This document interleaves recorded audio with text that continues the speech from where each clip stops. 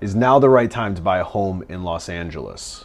That's the question that I get from nearly everybody because the market has been so all over the place.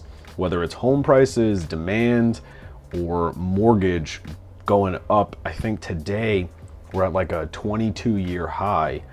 Everybody wants to know the same thing. And so let's get into the numbers and see whether or not it makes sense to buy a home in Los Angeles. So my brokerage, Douglas Elliman, gives this incredible market report for LA County and the surrounding counties. And I really want to dig in to what it says about Los Angeles. So this report just came out, and it is the July report year over year. So July 2022 to July 2023. And what it says, top line. Now this is Los Angeles County, which is huge. As you can see from the map how big it is. The median home price in Los Angeles County is actually up 1.1%. In July of 22, it was $930,000, and in July of 23, it was $940,000. But I think what is most interesting about that is you can see how volatile the market has been in that 12-month period, because from July 22 to 6 months later, the price went from $930,000 to $845,000. And then 3 months ago, it was $881,000. And now we're at $940,000. So you get only a net 1.1% increase going through a pretty crazy roller coaster of median price. Now, the thing that I think is really the most interesting stat on this sheet are all of the negatives. So price per square foot is down. Properties sold is down almost 18% year over year. Properties pending sale is down almost 8%. And properties for sale is down over 30%. There are 30% less properties for sale in July of 23 than there were in July of 22, which is leading to that net positive median price gain. Because there's less inventory, less supply, but there is an incredible amount of demand. Now, you may have heard or seen or read that real estate is hyper-local.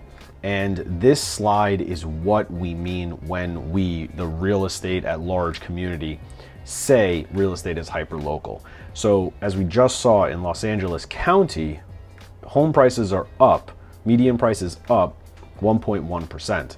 However, if you look at the micro market of Bel Air, Beverly Hills, which is one of the most expensive zip codes in the country, and you look at the median price in July of 22, which was 3.3 million, and you look at the price, the median price in July of 23 at 2.1 million, that is a 36% decline in median price. Now, let's go to the other end of the spectrum.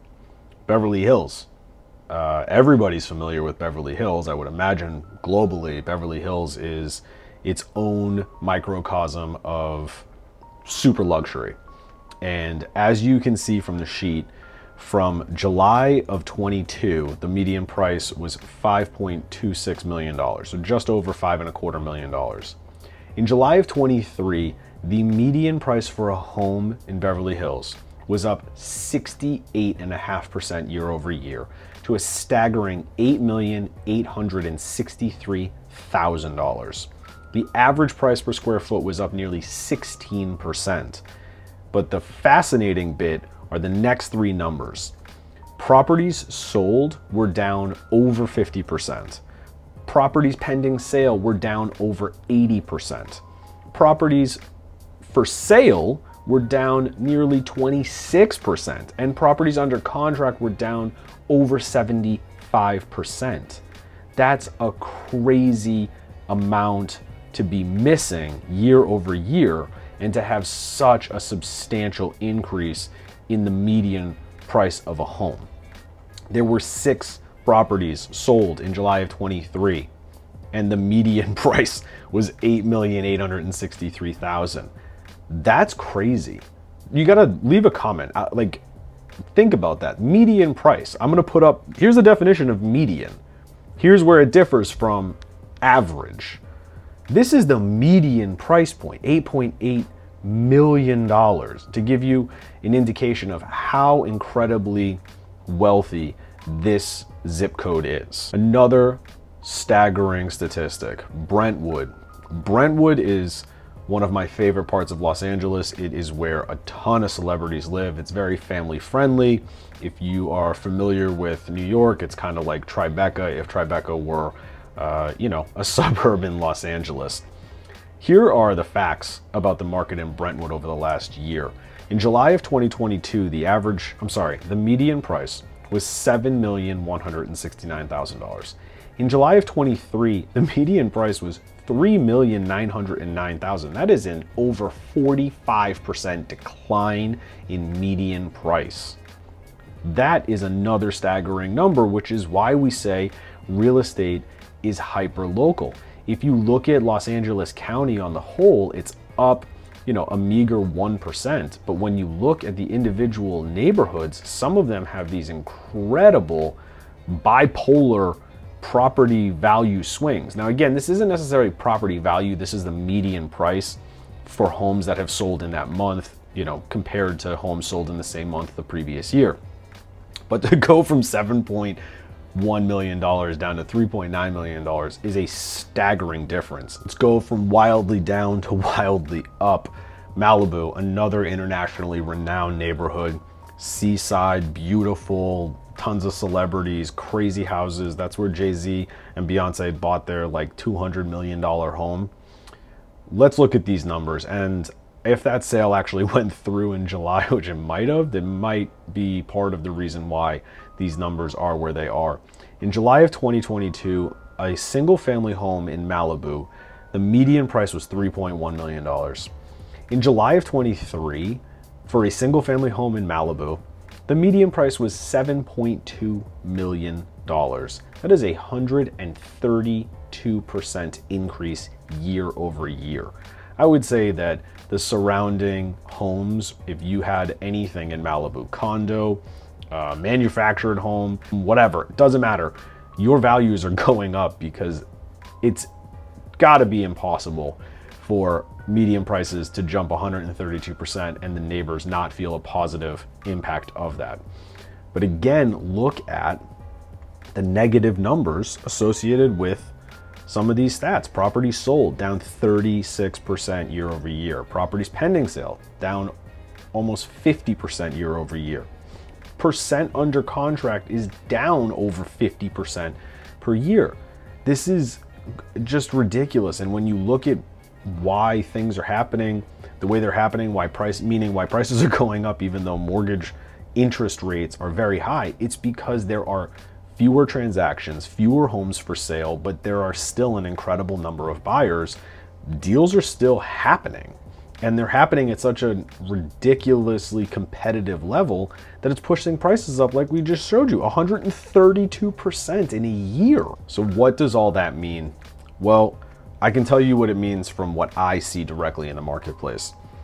I see buyers who are well qualified are chomping at the bit to buy a home, and that there are not enough homes for sale to satisfy the amount of buyers. Money is not cheap, and what that's doing is affecting people's ability to overbid a home. Now, we're still seeing competitive multiple offer situations like we did during the peak of the pandemic, but the difference in financial psychology between then and now is pretty simple as I see it. My clients during the 2020, 2021 boom said, oh, money's cheap, it's 2-3%, so I am willing to stretch my budget a little more because I am not paying as much for that money. So $1 million budget might be able to go to $1.2 million or $1.3 million, which is a 20 or 30% increase in the budget. But when you're only paying a modest amount for the money, 2.5-3.5%, it is not as impactful on your monthly payment as it is in the current marketplace. And so what we're seeing with, let's call it 7% interest, is now those same buyers or the same buyer avatar that's looking for a home with, let's say, $1 million budget, because the math is easy, let's say $1 million budget, they're not willing to stretch you know, $100,000, $200,000, $300,000 to buy a home, because that money is going to cost them a lot more. And so now they're looking in the opposite direction and saying, well, I had $1 million as a budget, but with money being as expensive as it is, I'm either going to stick very close to the budget I've set for myself, or I'm going to try and go less.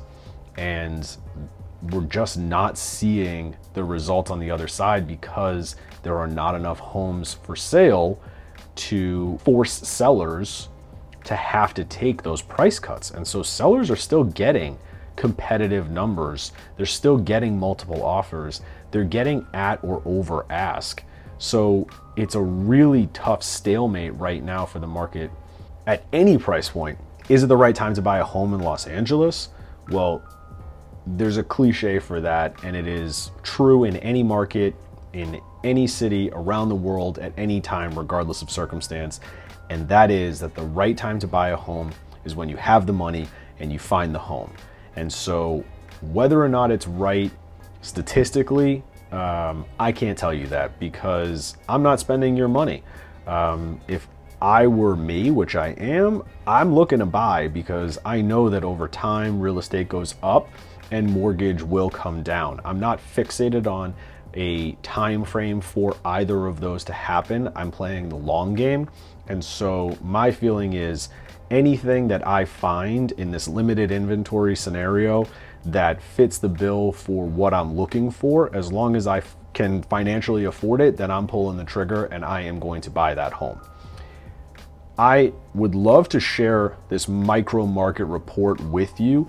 Feel free to drop a comment, or in the description there is a link to sign up, and I will be able to send this to you if you send me your email address. It's about 220 pages, but it'll give you a really clear insight into every little market there is in the Los Angeles County, Orange County, Santa Barbara County, Monterey County, Riverside County, and San Diego County. So if you're looking for market insight, I would happily share this report with you. And if you have questions, I am here to answer them. Folks reach out to me every day with market-specific questions to Los Angeles or nationally, and I am able to connect them with my network of friends that are in the industry all across the country, and they'll be able to help you in your specific market. So what questions do you have? Are you looking to buy a home now? Are you thinking about selling your home now? Are you thinking, you know, what do I do about how expensive interest is? What's going to happen? Whatever the question may be, whether it's on renovation or remodel or new construction, whatever it is, I'm here to help. I'm here to answer questions. I look forward to you guys asking more questions and for me to answer them. So please do like the other people do. Send me texts, send me emails. Let's open a dialogue. I appreciate you stopping by, and I look forward to seeing you on the next video.